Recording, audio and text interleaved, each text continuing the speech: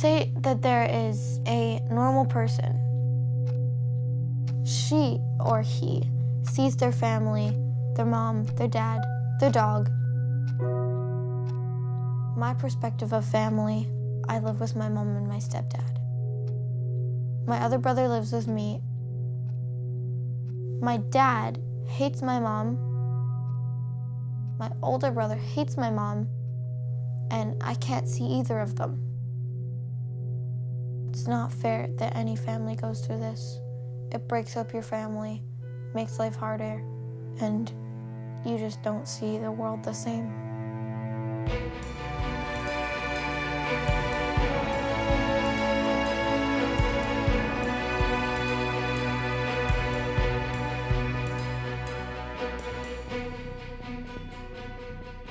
Every 60 seconds, a child loses contact with one parent permanently because of what's going on in the family court system.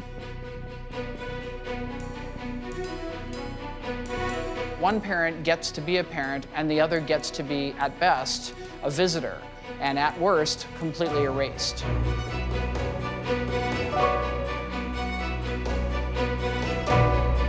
It destroys lives, it bankrupts people every day, it tears children from their homes, and just so happens to be a $50 billion a year industry.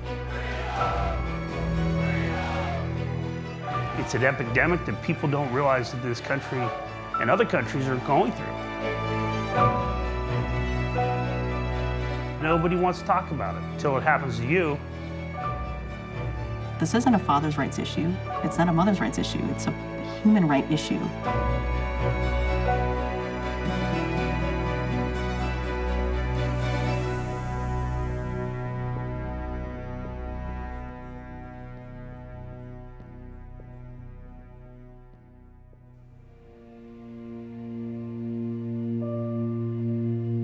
My parents' divorce was so messy that after I graduated from university, I moved literally halfway across the world to Argentina. Anything I could do to get away from them. But divorce and its effects on kids kept following me. And I made a film called Erasing Dad, Borrando Papá, that exposes the discrimination fathers face when they want to be in their kids' lives after divorce. The film's release caused the law in Argentina to be changed so that moms and dads could share joint custody. It also helped me to heal and reconnect with my family, and I returned to the United States. I wanted to make a follow-up film, and after a post on Facebook, my inbox was flooded with desperate pleas for help. Why were all these families reaching out to me, a filmmaker? Why were the family courts unable to help them? I decided to tell the stories of the ignored victims of family court, the children. I was only 5 years old. One day we're all good, we're all happy, and then the next is like, oh, my dad's no longer in the picture. I didn't really know what was happening at the time. My first memory that I have is my parents fighting. I have more bad memories than good memories. The day my dad moved out was extremely hard. I was crying all the time.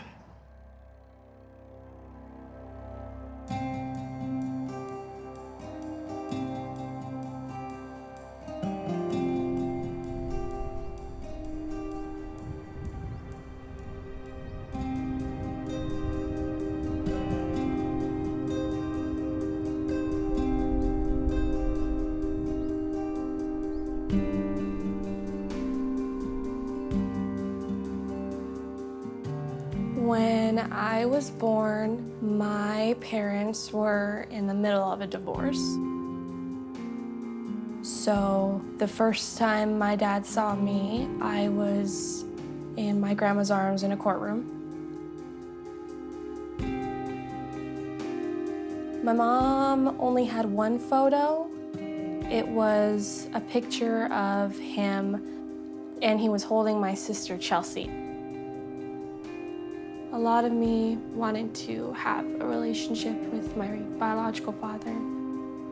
I remember asking my mom every day, has Dad called, has Dad called? She kept telling me, you know, maybe he's just busy, and then that turned into, he's not your dad.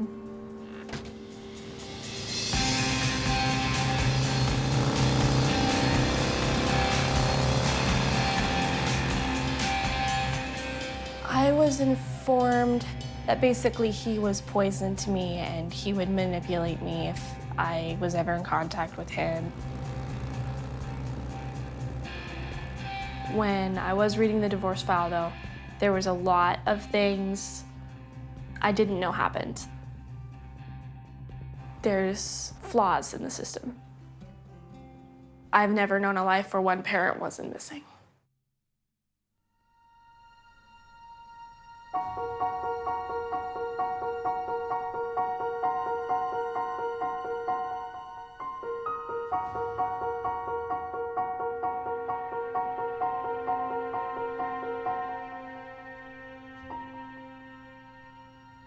I think that as a child, like I kind of knew it was coming subconsciously.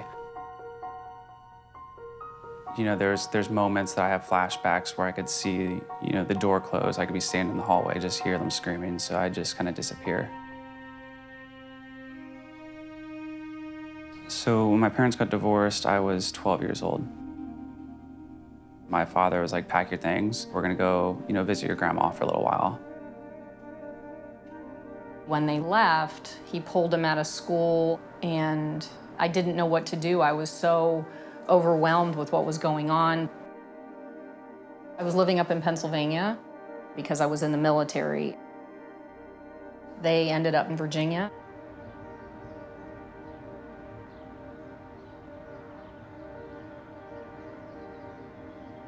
Karen, my stepmom, I also call her mom, she came into my life when I was about 14. Initially, I was there practically every weekend.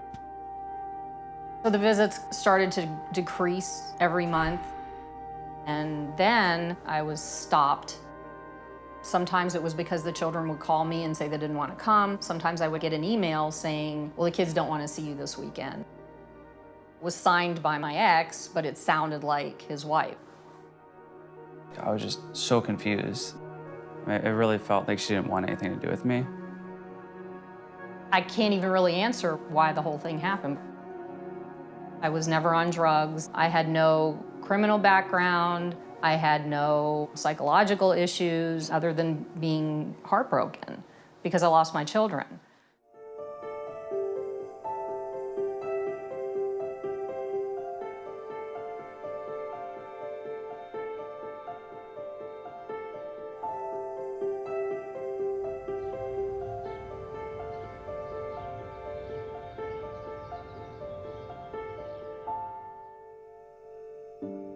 Me and my older brother had a really good relationship most of our lives. And we would play video games together, and everything was normal, like a normal sibling. My older son always looked up to his father. My ex-husband and I separated, and at that time, my son realized that if he didn't side with his father, likely he wouldn't have his father in his life. So he had to choose mom or dad. And I think it was a survival mechanism, and he chose his father. It just seems like one day out of the blue, he's just angry at her. He would come home from their dad's and say I was horrible and demand whatever their dad wanted at the time. Then he would always say, like, I want to kill her. That wasn't my son, but he was being so influenced that that's how he had to act towards me. Oftentimes she just starts crying on my shoulder, but I don't know how to help her.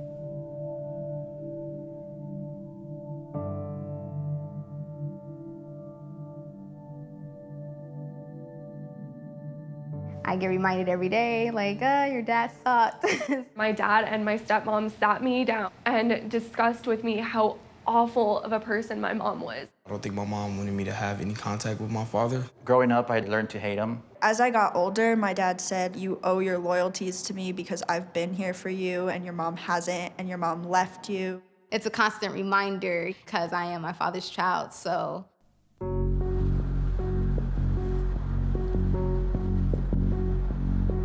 I began studying parental alienation approximately 3 years ago.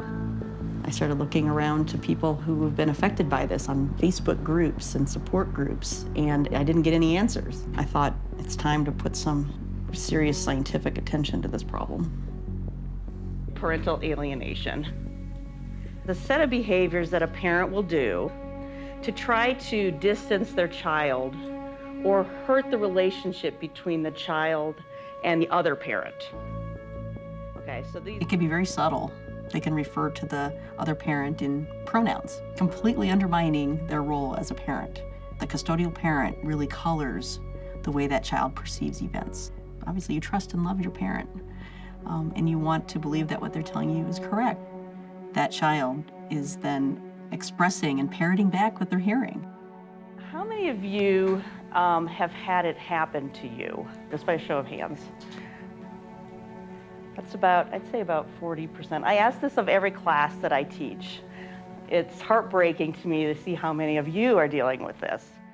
I was trying to estimate the scope of the problem, and we conducted a poll in order to do that. 13% of these adults reported feeling alienated from one or more of their children, and what that comes out to is over 22 million American adults are feeling like they are being alienated from their children.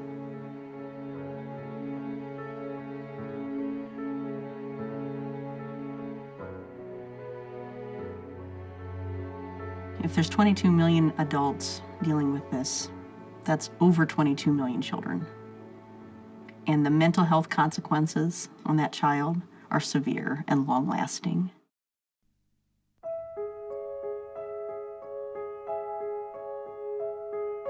I therefore find that X is an alienated child and that he has been alienated from his mother by the words, actions, and behavior of his father.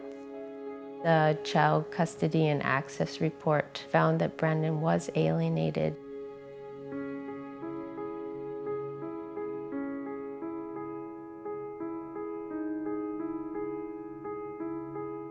I knew something was wrong before that. I just hadn't heard of a name for it.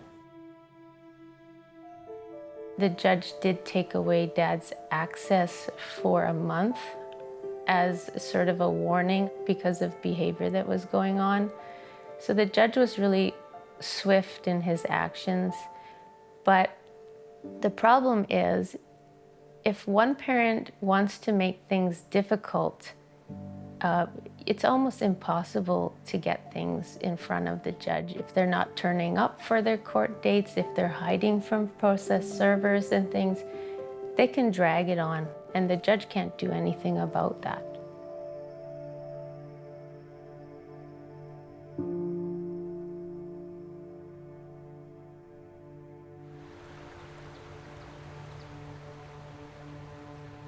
I've went to about 4 counselors.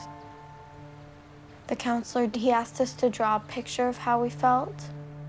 I drew a house split in half with Brandon and my dad on one side, and me, my middle brother, and my mom on the other side, and it was just cut in half.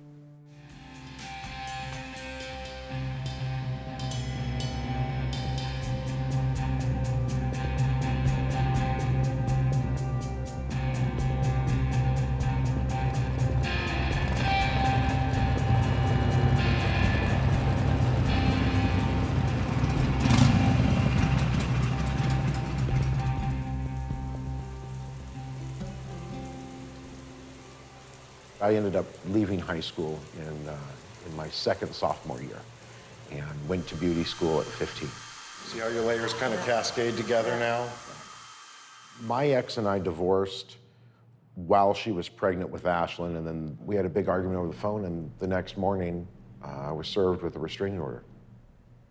This was a permanent order of protection. Kept everything. It amazes me that I go through all of this, and nowhere in here does she say I'm a bad father. Our divorce is our divorce. What we went through, what she did to me, what I did to her, what our relationship was, has nothing to do with our children.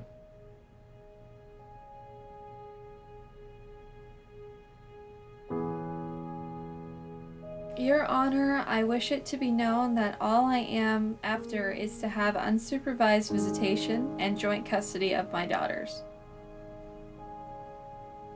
My children are very important to me, and I am very important to them.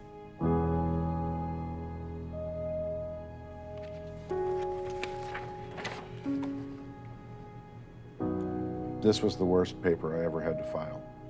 He's scared to continue any type of attempt for visitation because of some threat. I feel it's best to withdraw my petition for visitation.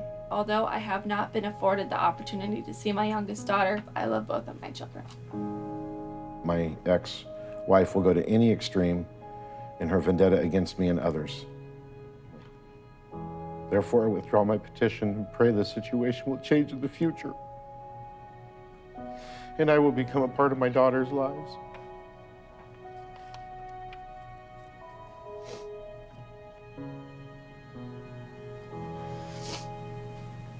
It's just hard because you're, reading a letter that your parent feels hopeless.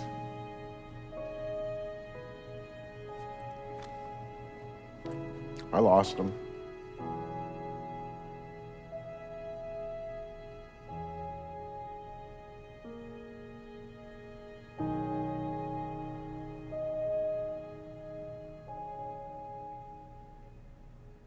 Here, I don't know when's the last time you've seen this.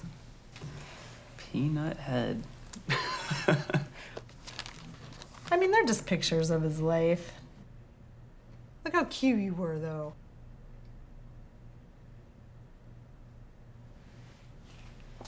I should give this to you. We had a good 4 years where we were just extremely nasty to each other. It was almost like this enmeshed situation through divorce where it was like team mom or team family in Virginia. My family started asking me about the divorce and my choice. I felt like my support system was right there in front of me, so it was a pretty simple answer at the time. You can always look back at a situation and say, oh, I probably could have done this and, been a little nicer about it or welcomed her more, but had better conversations. But no, I think she despaired on her own.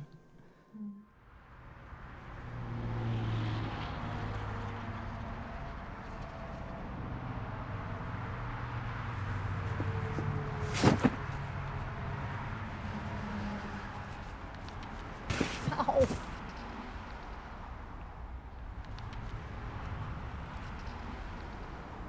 This is a transcript of when I went to pick my kids up. I rolled down the window, asked Rick if the kids are going to get in the car. And he said, that is up to the kids. They can decide what to do.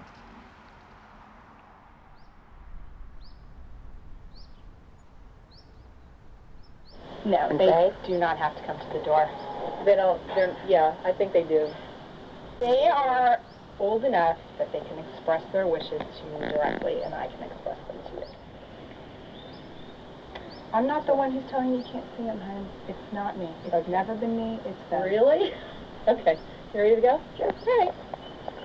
Cheerio. I was calling the police, I called the courts, I called whoever I could think of to help me, and they were like, "Oh, no, sorry, there's nothing we can help you with. Unless they do something physically harming the children, we can't intervene with this." And I just went through all these emails, and this is all the stuff I had to provide to the court. So I was more angry with the courts than I was with what was happening, because they wouldn't, it was like, it's almost like the thought that there's no gray area. It's all black and white. It was almost like they were looking to assign blame to somebody rather than figure out a way to make it work for everybody. All I wanted was to have a relationship and be able to see my children. And I felt that there had to be a better way to do this, and what I was experiencing was not it. I think it was about 8. There was a custody battle that happened. When the divorce was final, I saw my dad every other weekend. It was supposed to be 51-49, my dad to my mom. Eventually went to I was only living at my mom's. My mom hired the most expensive lawyer to make sure that she got sole custody.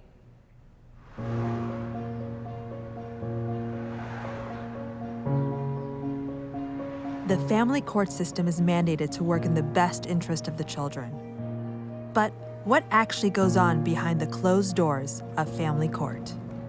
If you watch any of the law shows, you come in today and you're in court tomorrow. That's not how it works. You're talking usually 6, 8, 12 months down the road. And during that period of time, it's very traumatic for children. Too many cases, not enough judges. I was responsible for over 1,000 cases. Some days I would have 15, 20 hearings. That you were in fear of imminent serious bodily harm. Isn't that true? Family court really sets the stage for conflict because that is the nature of the legal process. It's adversarial.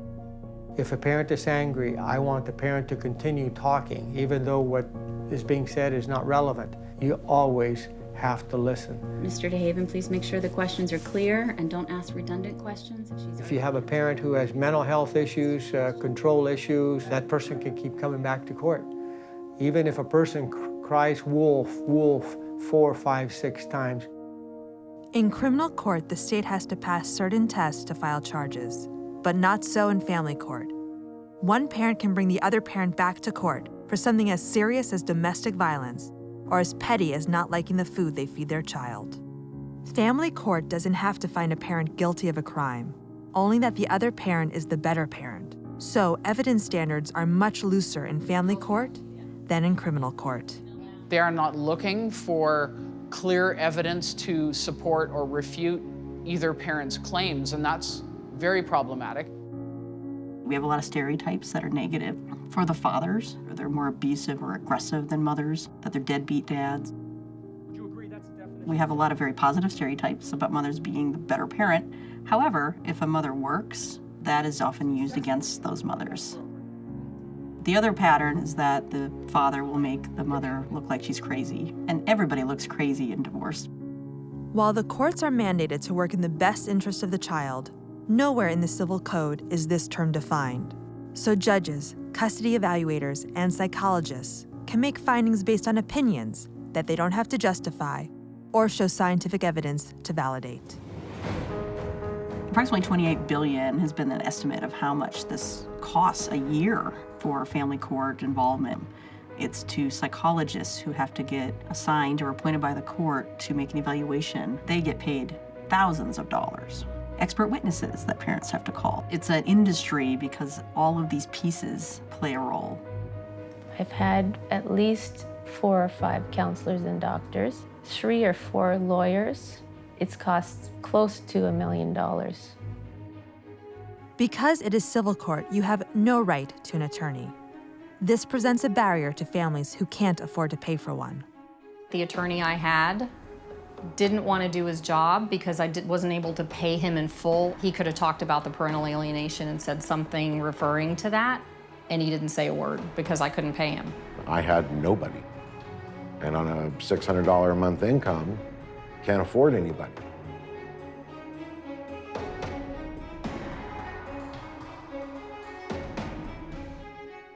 How is destroying a parent financially and emotionally in the child's best interest?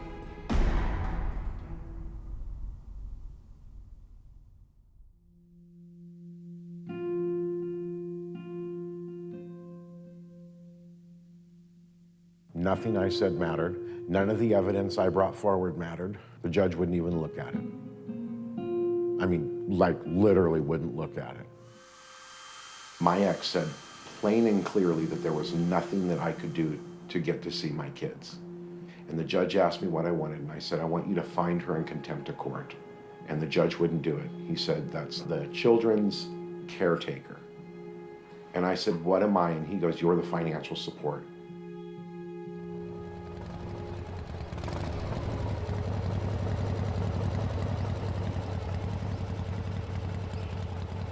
I get a phone call from my ex. She said, your children want to see you. They want to be in your life. And I said, how soon can you come over? When I first met my dad at 10, I remember pulling up in the car and he was like smiling like ear to ear. My wife was elated. My other daughter was excited. My dad took my sister Carola and I and Chelsea to go do like a family photo shoot thing. And I just remember feeling really happy because we were all together. God, it was such a blessing.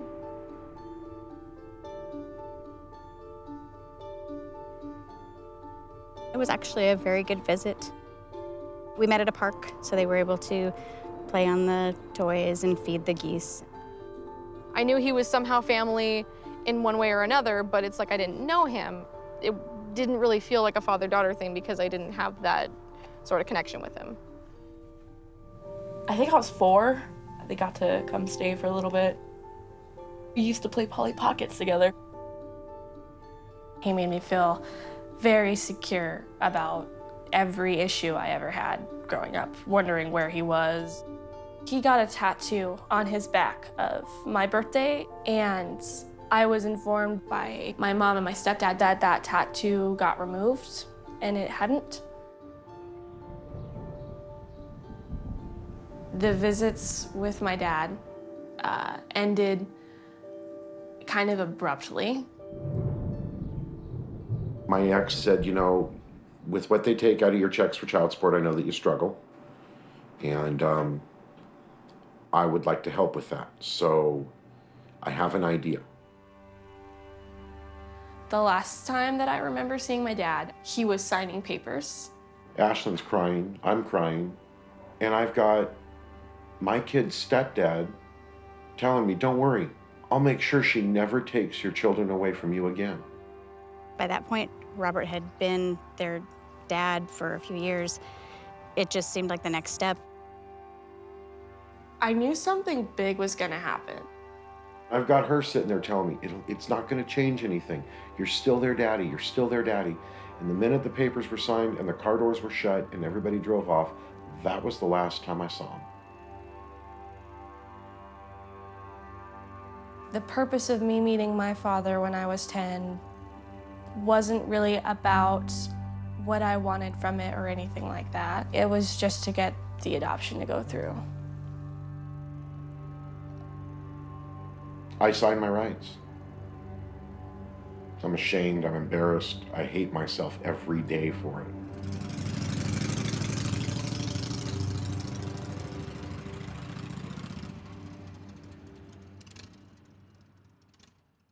It sometimes felt as if my parents wanted me to choose sides. Like, they'd be like, what do you think? They basically left it up to us whether we wanted to see him or not. To pick a parent at 5, I probably wouldn't know who to pick at all.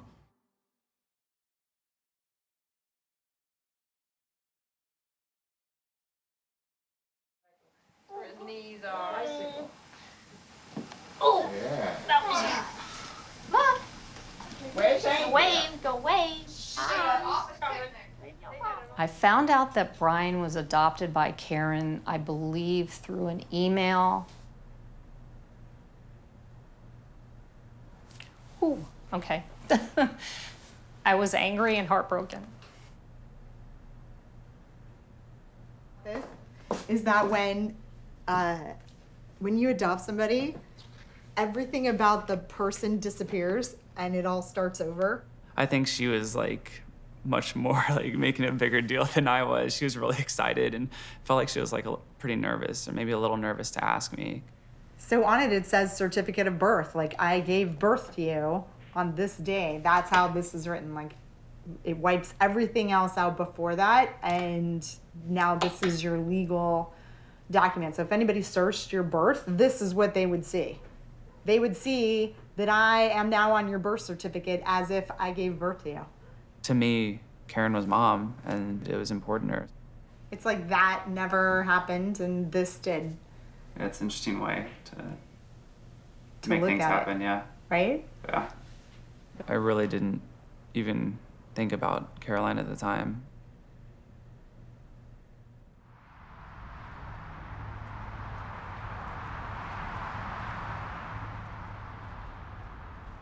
This is a card I sent to my daughter that I took a picture of so she would know that I sent it. And I did that with many cards that I sent them. This was a photo that was taken when she was little. Oh, God. All right. The adoption paperwork for Katie. I received an email from Karen saying that Katie wanted to be adopted also. By that point, she wasn't talking to me anymore, really. She didn't want anything to do with me.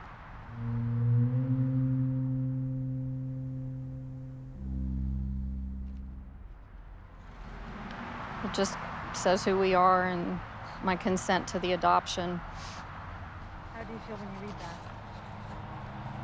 Not good.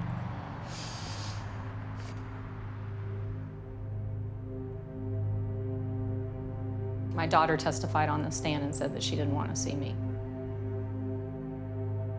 And it was in open court. I watched the whole thing. I was sitting right across from her looking at her while it was happening.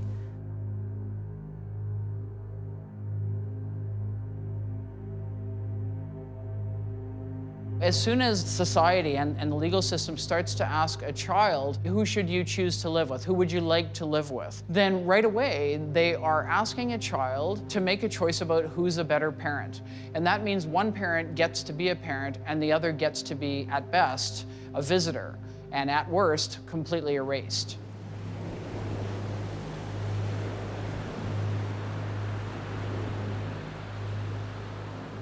Like, I would just say it's just easier to not talk to her, and it was just such an easy decision. And in reality, there's no way that a decision like that could have been easy. So in turn, that's how I started building my walls. They're like screw you walls, like no one's getting in here. As a kid, we just don't want the stress of having to figure all this out. I think the parents a lot of times aren't even conscious of the conflict they're creating for the child or the way they're manipulating them. One of the concerns when you interview a child is they come into a stranger's office in an uncomfortable setting. They've been brought here by one or the other parent. The other one's sitting out there. They feel incredibly conflicted. And so I don't know that we get accurate information from children when they come in. I just want to see my mom. Sophie, do you want to go see your daddy? Can you tell me why? Because I don't.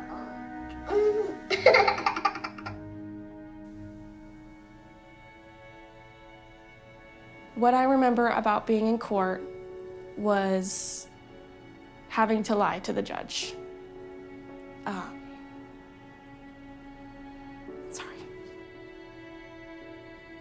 I had one case that sticks in my mind where the child wrote me and told me that all of the things she had complained about in detail had all been a lie. My stepdad was going to be my real dad now. I remember telling Mom something along the lines of, I don't feel this way about my stepdad. I don't want my stepdad to be my dad. And she told me that basically that was too late to say that, and it was out of my hands at that point. I was scared, to be honest, so I lied. And I said, yeah, I'm okay with this. I'm comfortable with this. This is what I want. And I felt a lot of guilt for that for a long time.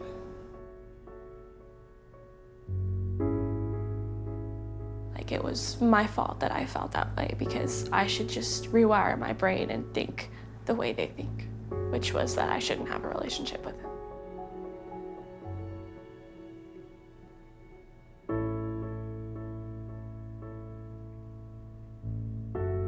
I started smoking when I was 12, cutting myself regularly. I don't recall any kind of follow-up or checkup. I was never talked to by a social worker or a psychologist on anything about it.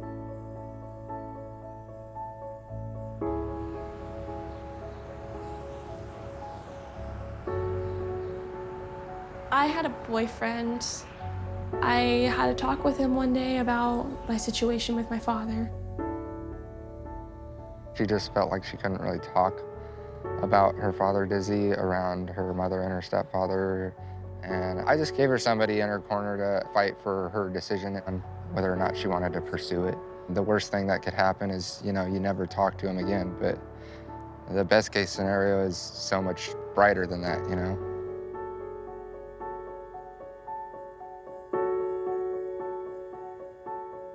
I contacted Dad. I was on the phone with my dad for the first time since I was 10, and it was like the most crazy feeling.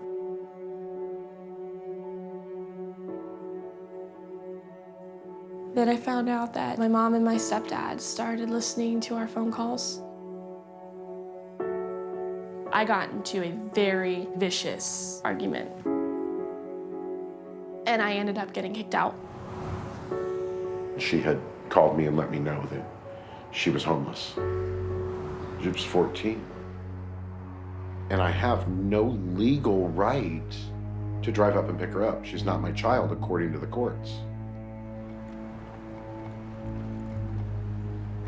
They came to pick me up, my stepdad and my mom, and basically told me that if I wanted to live in that house and have a happy family, I needed to cut ties with my real father. The family kind of changed after that. Things were different. People weren't really acknowledging me. People were treating me poorly. Yeah, I felt like I was the enemy in my own house.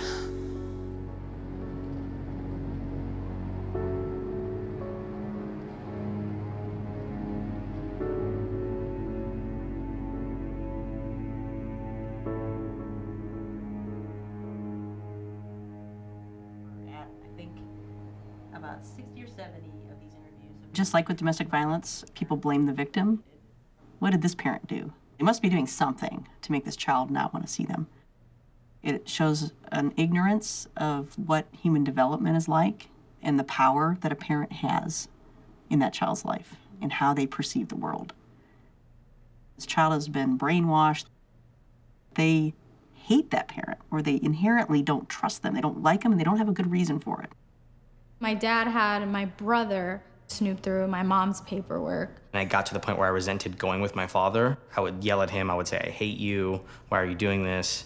It was always ingrained in me that my mom was the enemy and that I shouldn't want to see her. And how much of a liar she was, and all these terrible things about her that I knew wasn't true. What goes through the mind of a child trained to hate a parent? We talked to Candace, who was brave enough to come forward. I became deeply fearful of my dad. Iranian culture is not exactly popular in the United States, and my mom showed me that film, Not Without My Daughter. We're not going back, we're staying here. I want us to live in Iran. And told me this is what your dad's culture is. They're all kidnappers, they want to steal children and hurt women. She really wanted to erase our identity. It was really a very slow process of conditioning me into accepting statements that I otherwise would not have believed. My dad would go to hug me and I would reject him. And I confronted him every chance I got to scream and yell at him about why he was a bad person, why his culture was so bad, and rejecting everything that made him him. When I was at his house, when he would manage to get visitation, I would go through his papers. I knew what I needed to do when I was around his information, and that was to steal it and give it to my mom so she could get him fired and this and that. And that's what she would do. She would call these companies and make accusations pertaining to his national origin. That's one of the hardest things, because there was a lot of abuse in my house growing up with my mom, and those scars are there, but the scars of guilt are just as powerful. And I can't take it back. I can't get time back. And no matter how many times I tell myself, or someone else tells me, that there was nothing I could do, that I was going to be powerless to this campaign of denigration, and thinking, I need to tell somebody. And the thought that would always stop me is, who's gonna listen? They don't listen to my dad, he's an adult. Who's gonna listen to a 10-year-old? And then what's gonna happen to me? They're not gonna give me to my dad. And I don't even know that I know him anymore. What if some of the stuff my mom says is true? What if I'm wrong? I'm just a kid.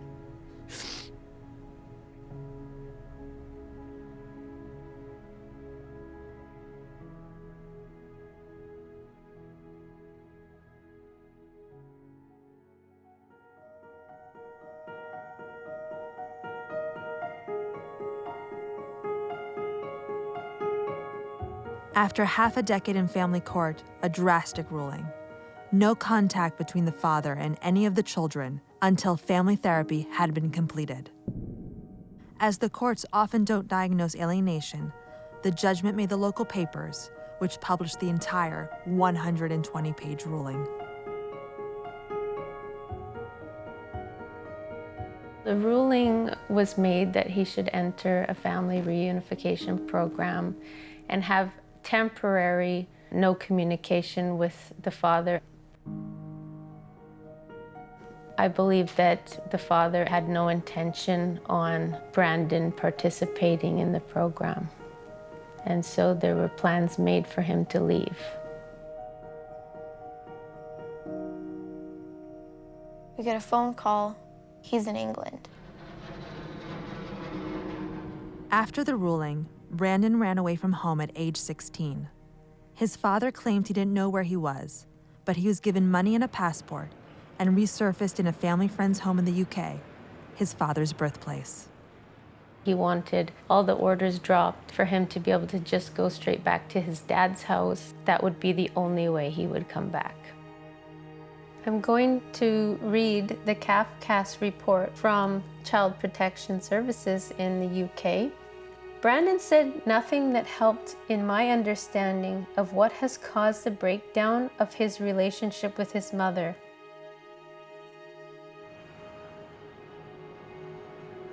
The judge in England decided that he could stay there and he would be made ward of the court and that she could not force him to get on the plane to come back.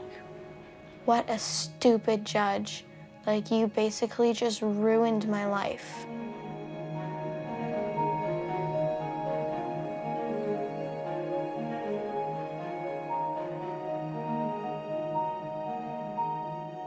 It is just like a death. You completely lose your child, but it never ends. It's like walking around with a knife in your heart and it just keeps getting twisted.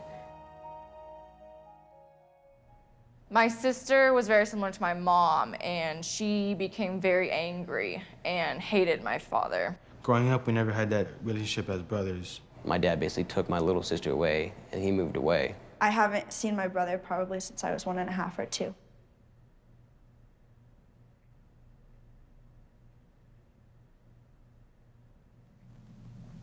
After I hit like 5, I didn't see them again until she was 18. I just remember when my dad got a phone call from the two of them, orchestrated by somebody else, saying that they didn't want to see us anymore, and I took it personally. I had this like permanent idea that my sisters didn't want to be in my life. I tried to reach out to Chelsea on like 3 separate occasions, and she told me she didn't want anything to do with me. Did she give you a reason? She didn't give me a reason. I never knew that.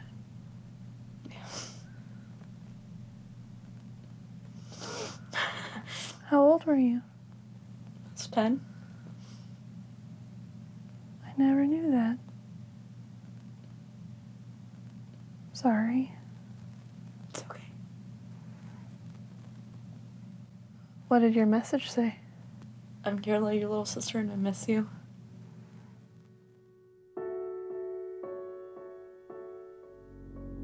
The last time I spoke to my older sister was through a message that I sent her on social media. She'd been at odds with mom and dad for a while. There was something she said that just rubbed me the wrong way, and I just shot her a message and let her know, that really upsets me. I'm uncomfortable with this. I need some space, just because I needed to not be a part of that. And she put it on my mom as, you know, this is you telling Chelsea what to do. This is you pulling Chelsea away.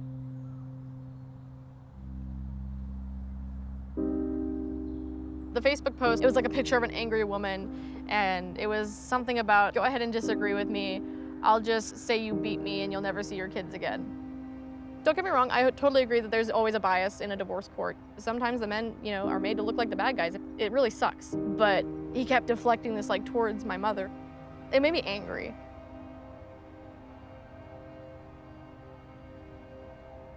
And I let him know, you know, hey, I don't appreciate you talking about me like this. I don't appreciate you talking about my mother like this. You know, I'm my own person. I have my own life up here.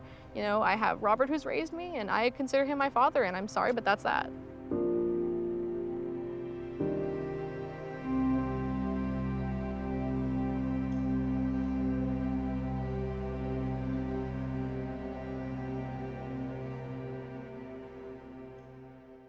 My parents fought about everything from who pays for the sport. They are the kind of people to fight over money a lot. My dad wasn't helping out whatsoever, and my mom was like, no, you know, you have 4 kids. Decided to, you know, file child support, and that takes, you know, most of his money out of his check because he's working at a grocery store. So what is that, you know? Nothing.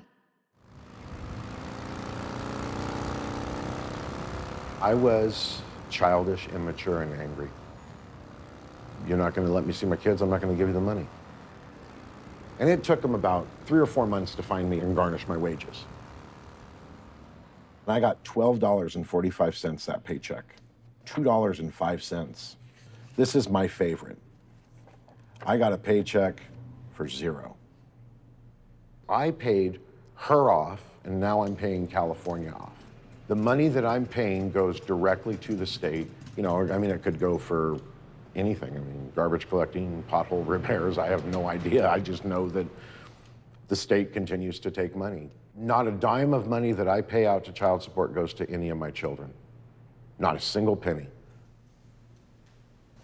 I owed so much because they charged such a large amount of interest that it just built up and built up and built up.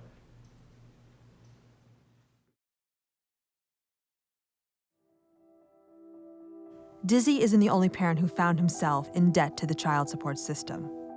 The child support system can lead to parents being erased. Child support creates a financial incentive for parents to fight for more parenting time. In many jurisdictions, more custody time means more child support, with even one extra night making a huge difference. States also earn more federal dollars to enforce child support. And if shared parenting means no child support, then there is a disincentive to grant joint custody or to make it the default option. A parent can lose their driver's license, passport, and even be incarcerated for not paying child support. But because it's civil court, you have no right to a public defender. And the worst part? In many cases, the support doesn't go to the kids. The state keeps flat fees, percentages, interest payments, and will hold on to all of it if the custodial parent receives welfare. The billions of dollars spent on child support enforcement could be spent on programs that help families, like mediation, mental health services, and enforcing custody orders.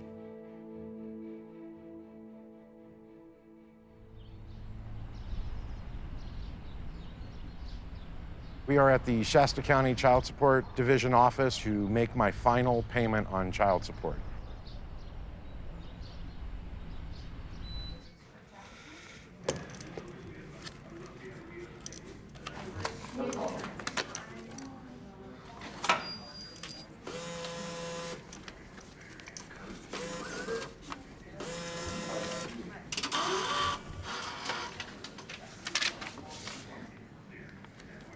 That's it.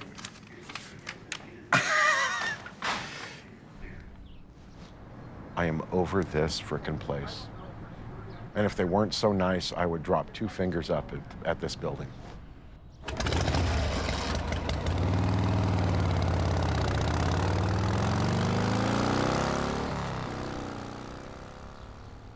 No one comes out saying, I want to be a bad parent. I want to be a bad dad. Life circumstances, as well as things that happen to them, do that. And most of that is about economics.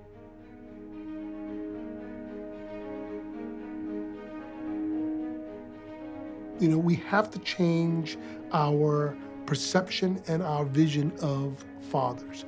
The idea of the deadbeat, especially the deadbeat dad, is an outdated and incorrect idea.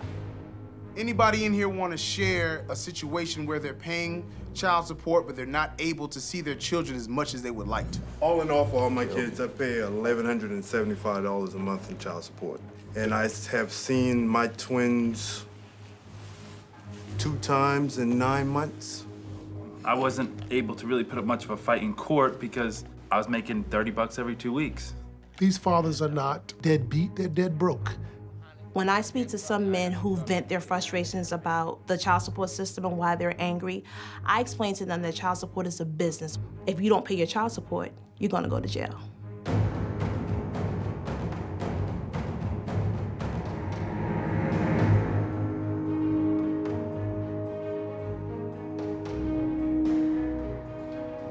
We heard from dozens of parents who said the state's child support system is broken and failing families. Turner paid a total of $1,935 in child support.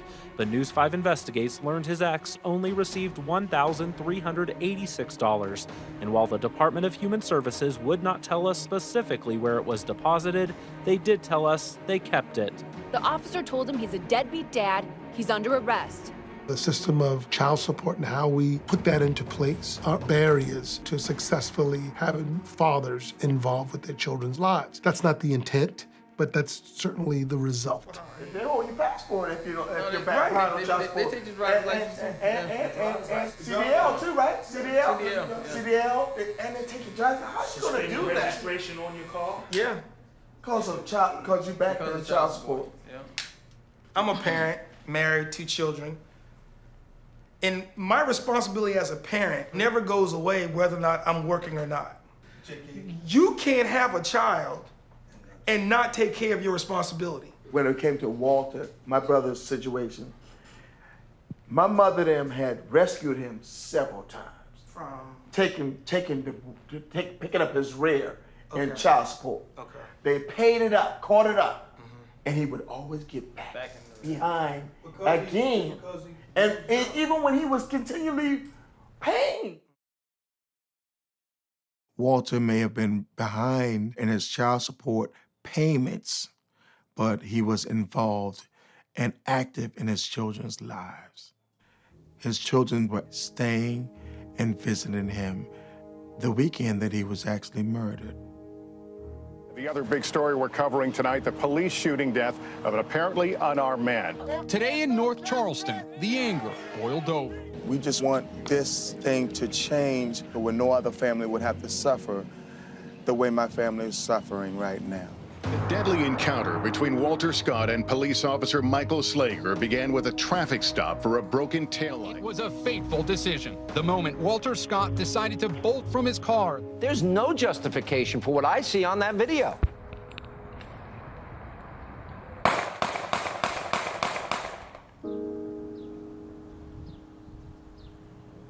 I don't know why Walter ran. He took that to the grave with him. But I think that's where the child support may have played a part.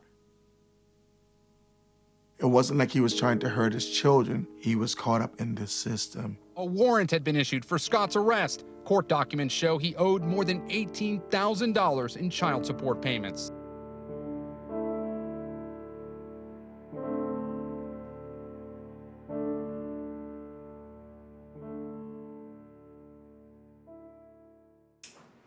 Can you get a court-appointed attorney to represent you in a child support case? No.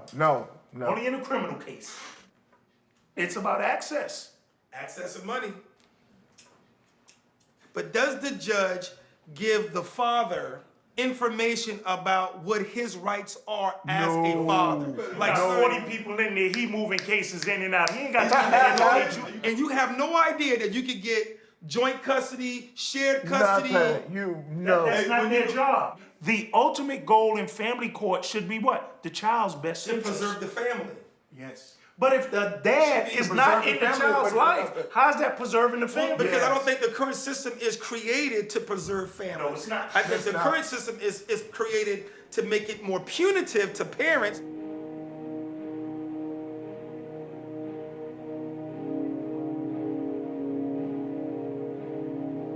Once he got out, the child support was still being due, but he was not able to pay because he lost his job for being arrested.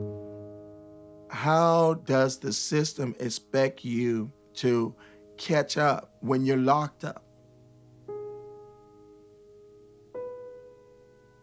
He'd already been arrested twice prior to him getting murdered. I believe Walter was not a deadbeat dad. After paying thousands of dollars back, then still being behind, there was no catching up. So what do you do? I don't think a man should have to die or feel so upset about the child support system that you don't care and you're gonna run for your life.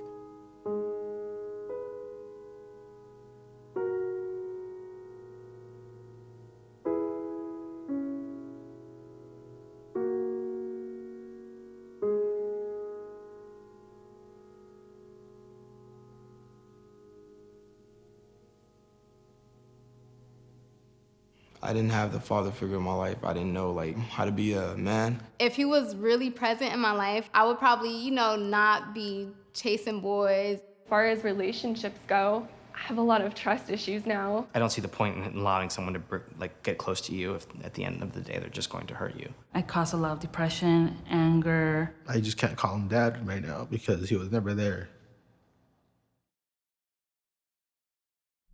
How would the lives of these children have been different if the courts assumed that both parents should be equally involved?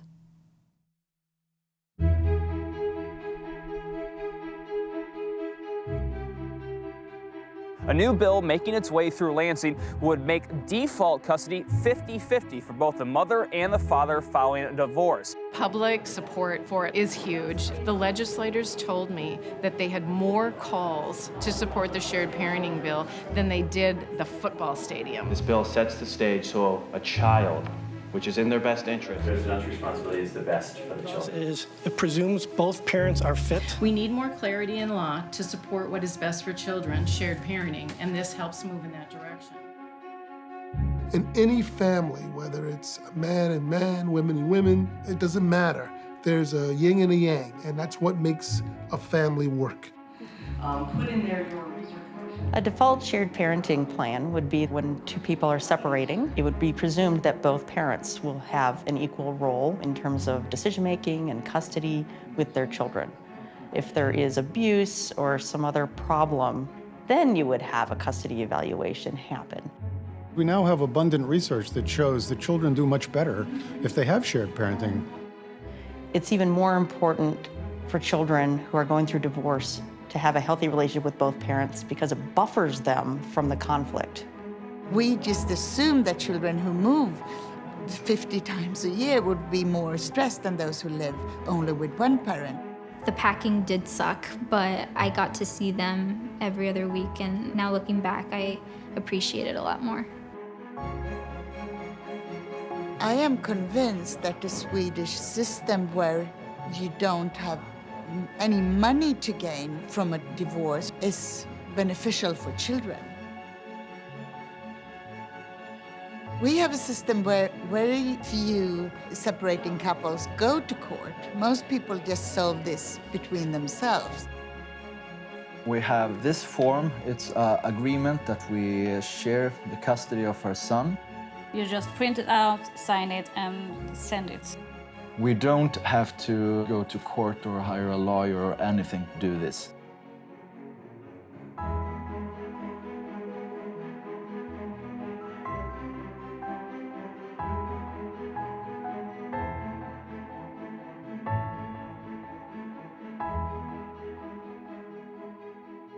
In Malmö, Sweden, sisters Eleanor and Anna have spent equal time with their parents since they separated over 15 years ago. It works, does it? We have two different lives, more or less. You know, you have your life at mum and your house at mum, and then you've got your life at dad's. I find that really fun.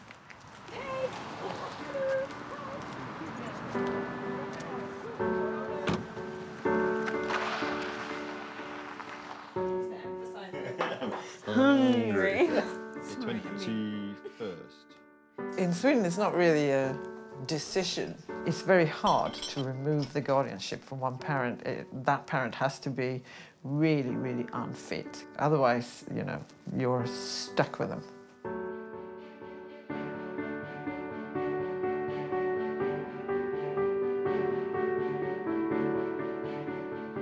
What parents discuss in Sweden when they split up is how the children should live more than money. It's obviously not perfect. If one of the parents doesn't want to cooperate and makes it difficult, then they're always going to do that. But if the basis of the law is going to be split evenly and both parents are going to be involved, then at least you have a better starting point. Think about the child. It's not just what you want, it's what they're going to grow up with and what they're going to have. And this is their life too, it's not just yours. Great news is also that if the marriage itself was more conflictual, but you learn to get along better afterwards, kids do much better. If default shared parenting became the norm, the legal system could be more focused on things that really are significant, documented child abuse cases. It would be wonderful if people thought, this is sort of where we're starting, and only if we prove that we cannot do it, that's when we have to move to this adversarial process. It would really change the face of how people manage divorces.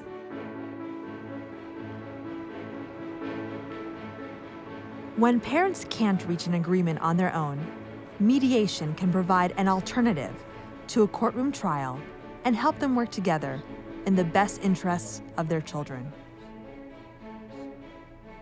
My theory on litigation is if any custody case gets in front of a judge, there is a mental health problem. Either one or both of the litigants have mental health issues, or possibly the lawyers do.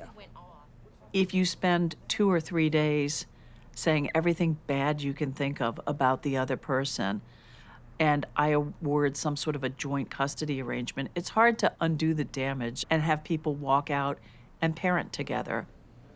Baltimore County decided to put on court staff, mediators who worked just in the courthouse, just doing court mediation. I don't know of another court that has on-staff mediators that can provide high-quality outcome. She'll make some recommendations to hopefully assist the family in resolving it amicably and without the need to try the case in court. I've seen it many times where parents go in angry, aggressive. Tell them that they're Yes, drunk. you do. They know you Stop. are. What is it that would help you to move forward? And by the end of a mediation session, they're actually helping each other. I mean, at the end of the day, you'll have a trial and a judge will make a decision. Somebody always feels like they won, somebody feels like they lost. They don't buy into the outcome. It's not the best way to get to a good result. You want a child to have as good a relationship as they can have with both parents. And you want it to be as smooth as you can make it.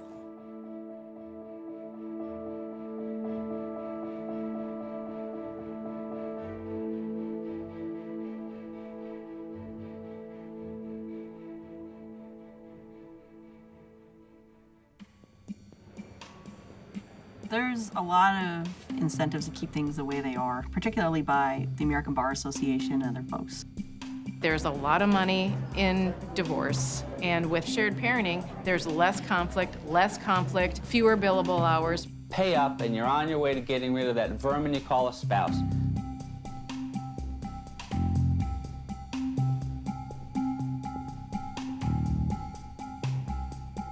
There's very real potential for this state to lose federal funding, and I'm talking millions, possibly hundreds of millions of dollars. This issue has not been addressed by those in favor of this law. What's in the best interest of the kid is not to worry about how much federal dollars we're going to get for food stamps in this country. ridiculous.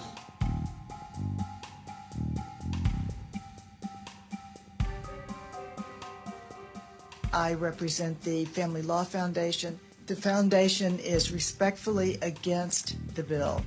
In Florida, when the bill advanced through the Senate and the House and was on its way to the governor, the Bar Association spent $110,000 to hire emergency lobbyists to defeat the bill.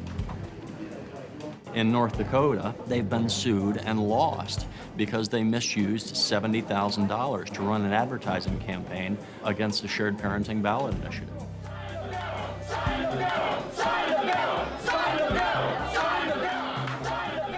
Until the system is redesigned to help families, Ashlyn, Lauren, Brian, and countless others will attempt to heal their families on their own.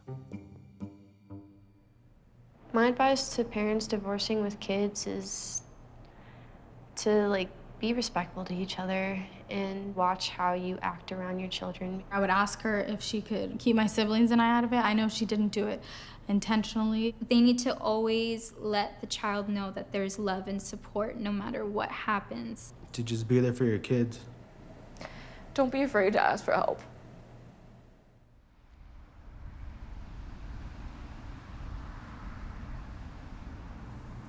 By the way, I have a new line of essential oils I'm carrying now, geared for beards. I was right in the middle of doing a hair color. I turn around and here's my wife Kelly and my other daughter Caroline, and then I saw her. And he dropped his hair dryer and just ran to me. And we both started crying, and the whole salon started clapping. Like everybody knew the story. It was like a scene out of a movie.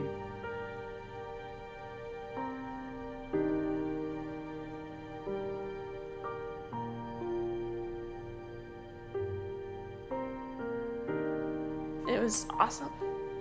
It's probably one of the best moments of my life.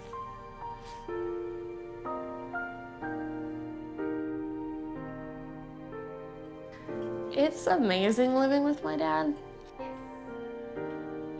He's great.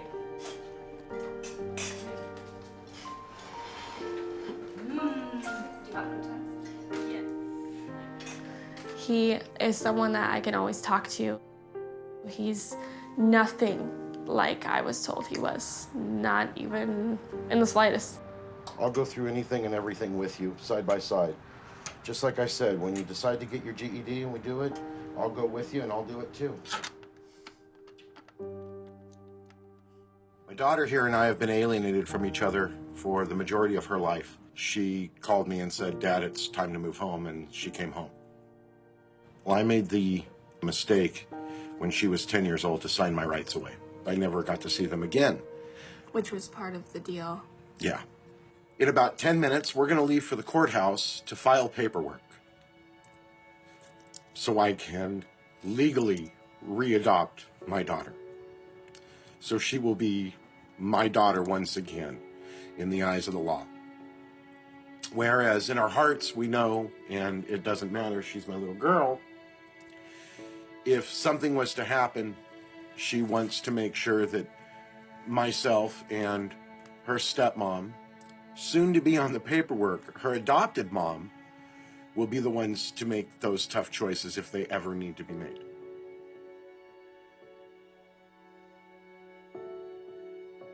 I think she's always gonna be my mom, and I'm always gonna love her.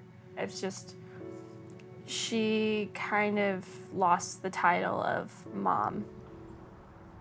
To just want to totally cut out one set and go with the other set, it was hard.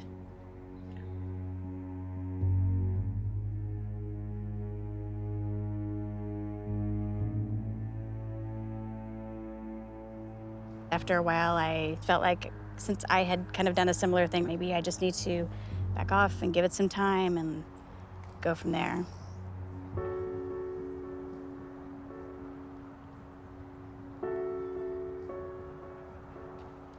If you could talk to her right now, what would you tell her? I could talk to her right now.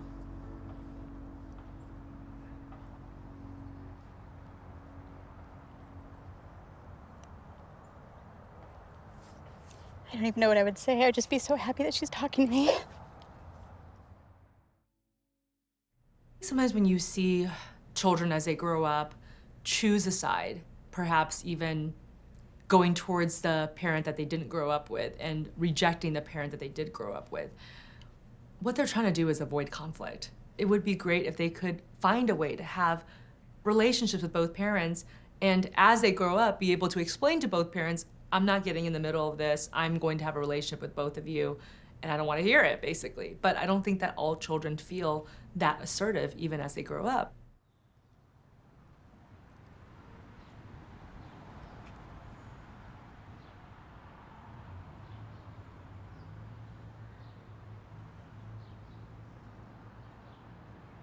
After a decade together, Brian's dad, Rick, and his stepmom, Karen, divorced. Once again, Brian found himself torn between two parents. I believe I was about 22 when Karen and Rick got divorced. For like the first few months, like of the separation, like I would flip-flop, like, no, my dad's right, so I need to stand by his side, I need to be loyal to him. Then I'd be like, Karen's right, no, I need to stay by her. I think after so many months, like, I realized, like, it was just tearing me apart. And that's when I was like, I'm not gonna deal with their shit.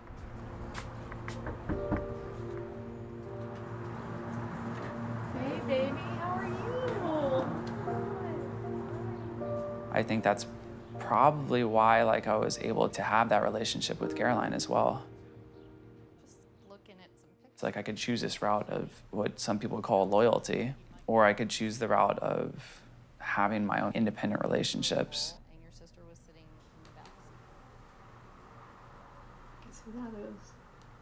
Well, it's a good-looking kid. Yeah. So I'm guessing me. Now that we do have a relationship, I look to try to find some of those good memories, and it's been exceedingly difficult. Seeing these, I feel like I don't remember any of them. It had nothing to do with you. I wanted to get down there, and there were times where your dad and Karen would tell me that either you didn't want me to come down or you had stuff going on. I wasn't able to force myself in there because they wouldn't let me. I think that where I sit is like the child. I wanted you there to have someone nearby, knowing that I could go there when I was ready to. You know, does that make sense? Yeah, I didn't know that you felt that way. I didn't think you wanted me there. I can understand what you're saying. And I get it. I mean, you have to, as an adult, you're thinking about like taking care of yourself and trying to figure it out and move on. It's like, how far do you push?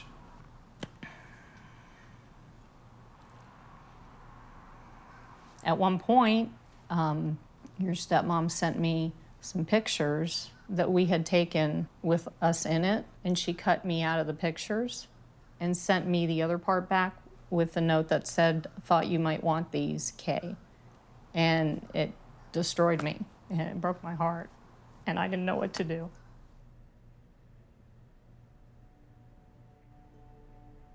It's not like I cut her out of him, because obviously in the photo album there's lots of pictures of her. The people that I was with were just like, oh, we'll just throw them away. And I was like, no, that's kind of weird. Like, I'm just gonna send them back to her.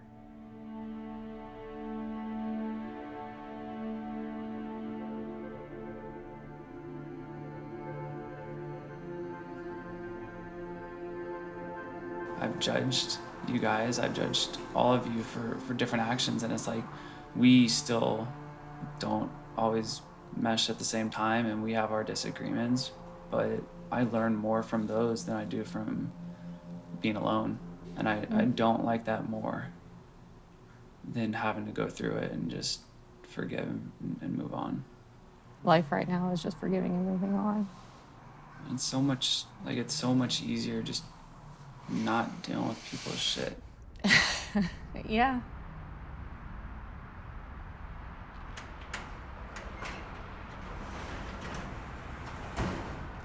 I don't know if I ever had a desire to win, because I didn't feel like I ever could. But I did have a desire at some point to be right. All that stuff doesn't matter anymore.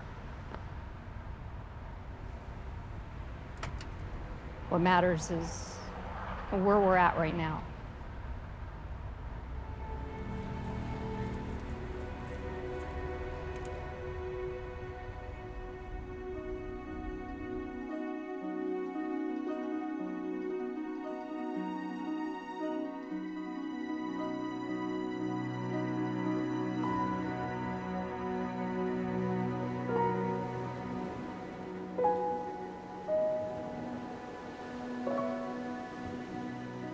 I think that was the best thing that happened to me in a really long time.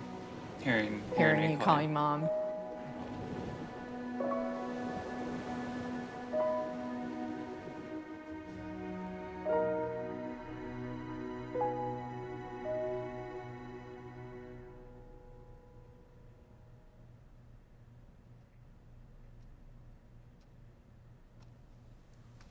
Why are you trying to talk to your brother so much if he's so rude?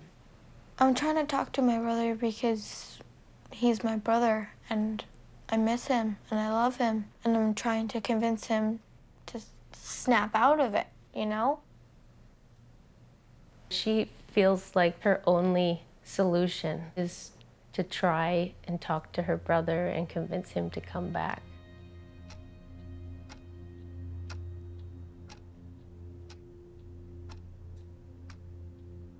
My actions do not put me in the wrong, as your mom has caused me so much trouble over the years. I want a relationship, but if you cannot respect that I don't want anything to do with her, then we will have to wait until you're older to talk. I said, it kind of seems like you hate mom more than you love me. I did have to grow up a bit faster and cope with all of these big words like alienation. You can tell mom that I now have this conversation of proof that you've been alienated against me. I think I might send this to my lawyer because I'm not alienated, you are. I said, why can't we just be normal siblings and talk about normal things? Even though we aren't normal, why can't we pretend like we are?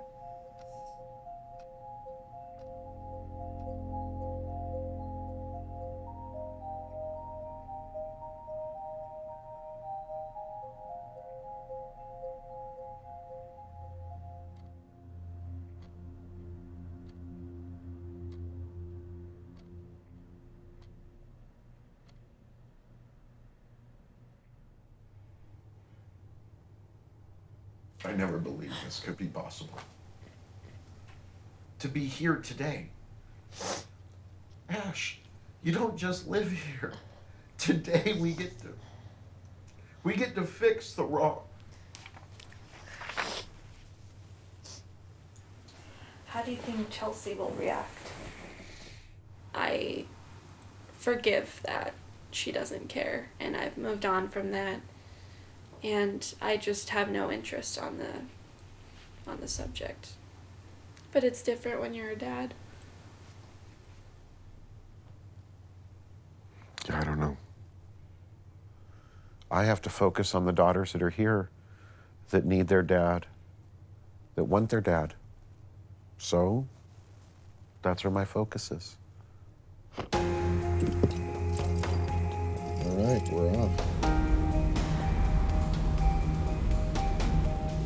I am writing this letter regarding a legal adult adoption between my stepmother and my birth father. My biggest fear here is that because I sign my rights away, the judge is going to look at this case a little bit differently.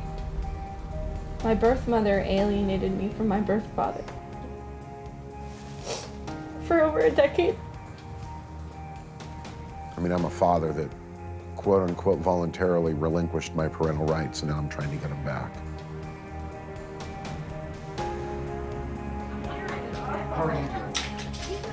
You didn't have it back. I was passing it off. Don't drop it. You know what? I am preparing myself for anything. Because, I mean, there's an order of protection in place right now. I mean, that's on my record. They run my name, they see an order of protection. It's going to list who it is. It's going to list the children. What if the judge says no? I can't even think about that. This adoption is the missing piece to my puzzle. Not the ending to my story, but a new beginning.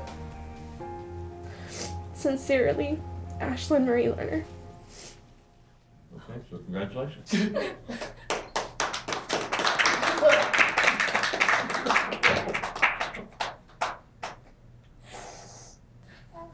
Thank you, Your Honor. I'm glad you all got back together. Me too. Thank you. Thank you. How about a picture? You know, I do recall this Lerner case. I think I may have had him in front of me when I was in my family law assignment.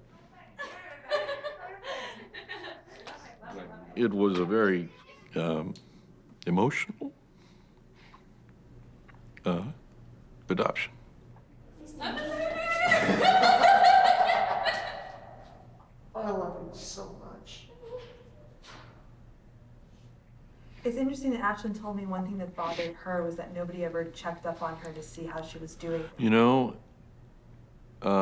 in family law, we only address what is in front of us. We don't go check up and say, hey, how did that work out? We don't, we're so busy and there's just no avenue to do that. We expect if people are having problems, then they are to bring that issue to court so we can address it. What if getting help to reunite with your erased child didn't depend on you going back to family court, hiring a lawyer, or navigating a complex legal process on your own? What if all the resources spent on child support enforcement and adversarial court trials were spent on promoting shared parenting, affordable mediation, and access to mental health services? Until then, children like Ashlyn, Lauren, Brian, and Candace are reaching out to erased family members on their own. With no help or resources, the results can be bittersweet. It's weird when I think about the fact that Ashlyn and I don't legally have the same parents. But I know she's still my sister. Filming these kids has taught me that even if a parent isn't perfect, and none are, erasing a parent does lasting harm. We need to stop assigning blame and start helping parents to be in their kids' lives. It has been 8 months since I've seen my children. It's been over 4 years since I've been able to hug them, hold their hand, or take their picture. I haven't seen my sisters for 4.5 years. I haven't seen my daughters for more than 5 years. I haven't seen you in almost 2 years. My son here, who's 3 years old, has not been able to meet his 2 other siblings. They went to me when I was a baby. We wanted to tell you how much we miss you. I want to let him know how much his dad loves him. I just wanted to share some of the pain that I felt. Te extraño mucho. I love them, and I'm here for them. We were best friends. Je t'aime beaucoup. I want you to come home. And I want to just see your smile again. And I'm sad to say I'm an erased mommy. I'm an erased dad. I'm an erased sister. And I do believe that one day we will reunite.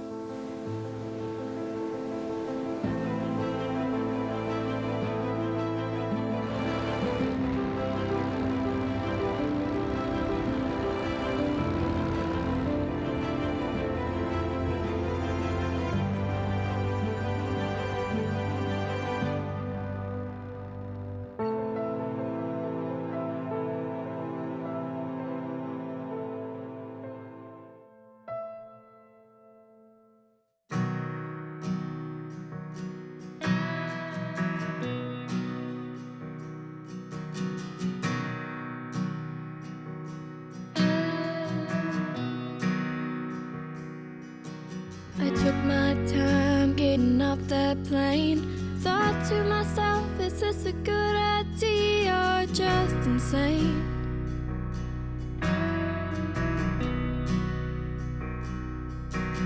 All this way for a man I've never met. His name ain't even on my birth certificate. He's nervous too, I bet. So much inside me I would like to say, but I'll just say,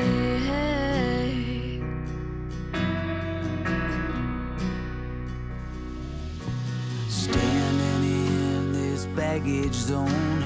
I couldn't feel any more alone. Is this the way she felt the last 18 years? Thinking I chose not to be around. I had no idea until she found me. And now she's standing here. I didn't wanna let the words get in the way, so I just said, hey.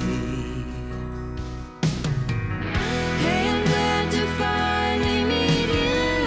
Share my story, what I've been through, to find the part of me that I never knew. Time and distance seem so small now. Kinda takes my breath away. How much of me I see when I look at you. A new chapter in my life began today when you said, hey.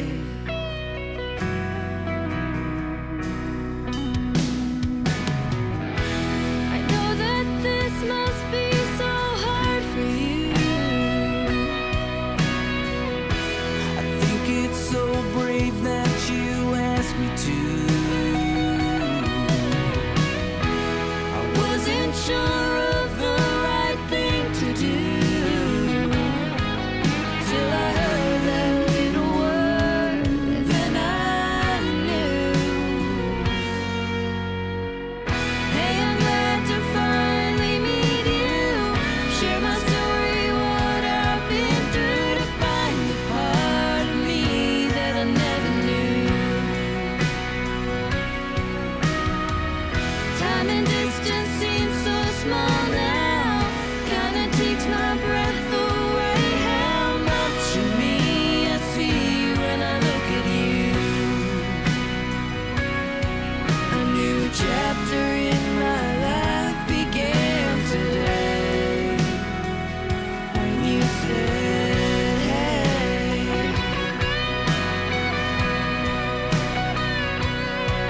A new world opened up for me today when you said, hey.